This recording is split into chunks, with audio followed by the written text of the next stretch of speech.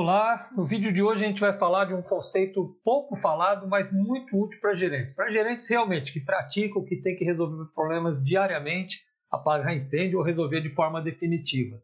É o conceito de Pareto absoluto ou relativo.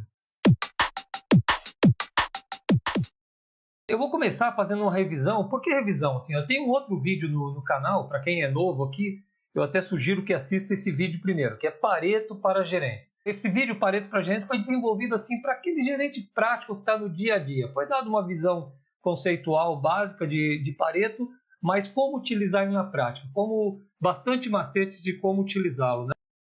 Mas eu vou fazer uma revisão rápida mesmo para quem já assistiu, para se situar, para eu poder falar só de Pareto absoluto ou relativo. Então assim, imaginando um processo, né, onde eu tenho fornecedor, processo, diversas etapas, diversa alta complexidade, pessoas, máquinas, métodos que interagem e geram produto ou serviço. E aí vamos pensar, se for uma lanchonete são lanches, se for uma fábrica de automóveis são automóveis, se for um escritório contábil são relatórios, o que for, tá? Que vão para um determinado cliente.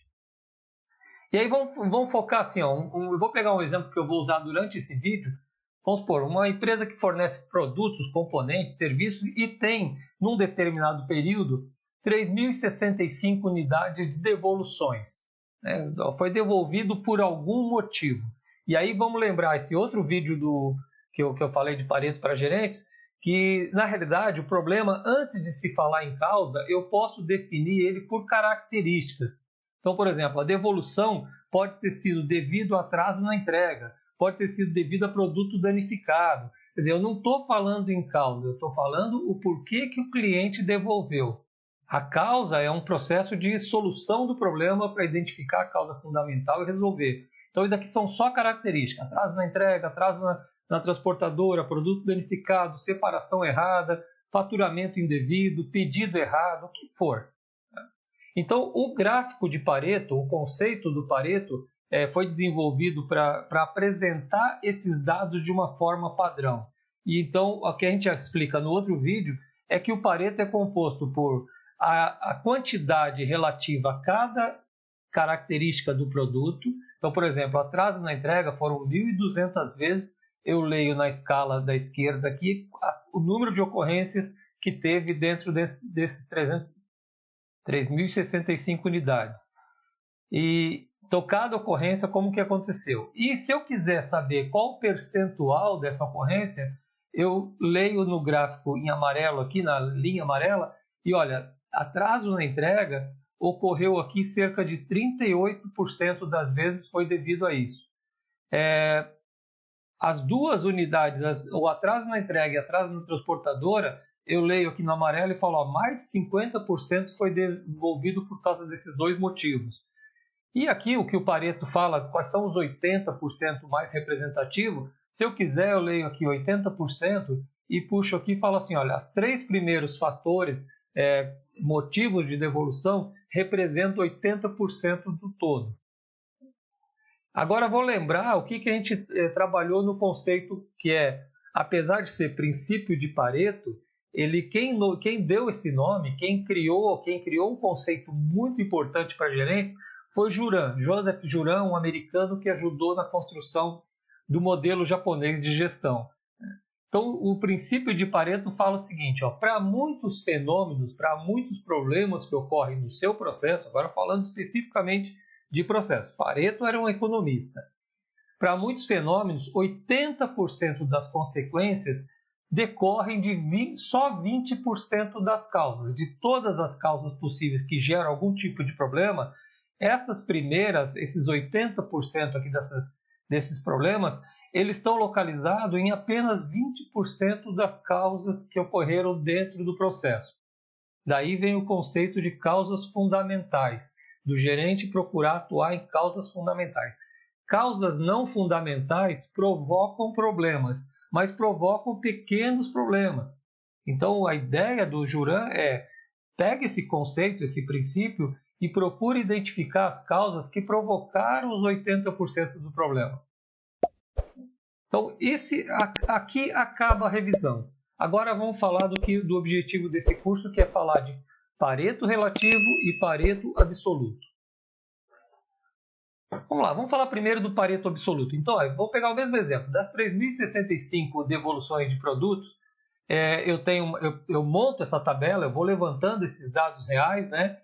E chego com essa lista aqui. Na realidade, com essa lista aqui, hoje o Excel, já há tempo atrás não tinha. Hoje o Excel você pode entrar com essa tabela e escolher um gráfico que é um tipo de histograma no Excel, que chama Pareto, e ele já te dá os dados corretos. Para quem não domina o Excel, para fazer o Pareto, você vai ter que completar essa tabela com mais dois cálculos. O percentual individual de cada razão de devolução e na segunda coluna o percentual acumulado. Então, atraso na entrega representa 39%, o acumulado até então é 39%.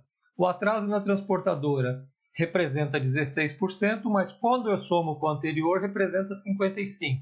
E assim sucessivamente. Tanto é que no final tem que fechar 100%. São os percentuais de todos os motivos anteriores, né? Bom, nesse caso a gente já viu o Pareto que fica é igual ao anterior, né? Onde eu leio na coluna esquerda a frequência e leio na direita o acumulado.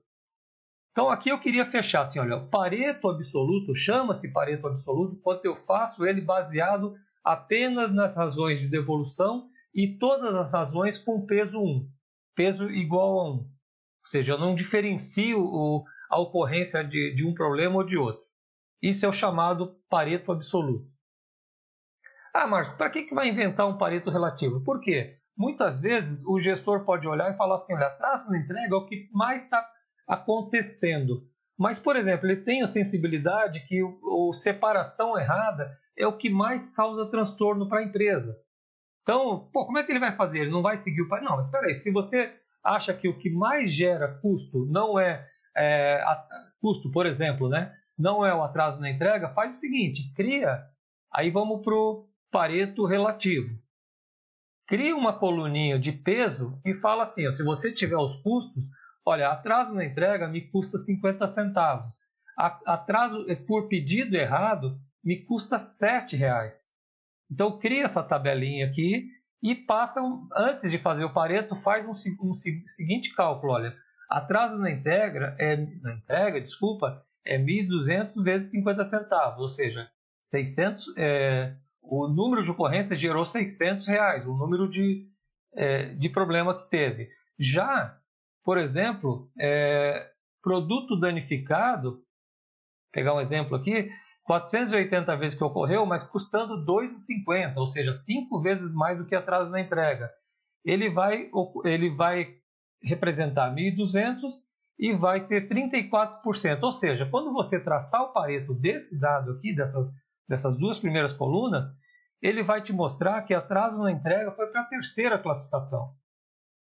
O que tem? Isso é só cálculo. Não, lembra que o Pareto te fala qual que é o papel do gerente agora? Atuar mais fortemente nas causas que provocam o produto danificado, que são diferentes das causas que provocam atraso na entrega, provavelmente. Então, isso daqui é o chamado Pareto relativo. Relativo a custo. Aí eu posso pegar também, vou pegar outros exemplos, vamos parar com tirar esse gráfico e falar, olha, em termos de imagem, eu percebo que tem problema que não me custa tanto, mas prejudica muito a imagem da empresa. Então eu posso discutir com as pessoas de mercado da empresa, com o dono da empresa, tudo, e estabelecer pesos. Olha, atraso, por exemplo, pedido errado não me gera tanto problema na imagem.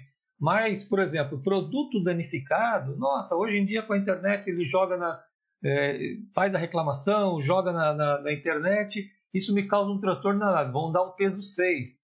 Então isso vai gerar um Pareto onde vai jogar produto danificado para o primeiro nível. Então eu vou trabalhar, o gerente vai trabalhar para resolver problema de produto danificado ainda, né?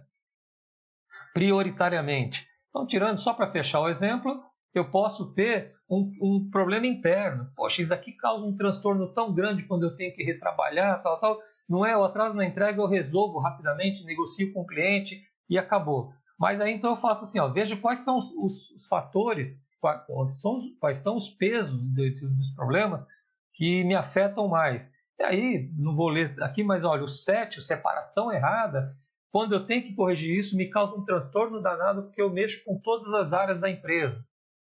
Então, de novo, refaz o cálculo com o peso, de acordo com o peso, e calcula o Pareto de novo. O Pareto me fala, olha, então o gerente, se esse aqui é o maior fator, eu tenho que trabalhar prioritariamente nas causas que me geram separação errada, que o cliente devolve, e isso eu tenho que corrigir primeiro.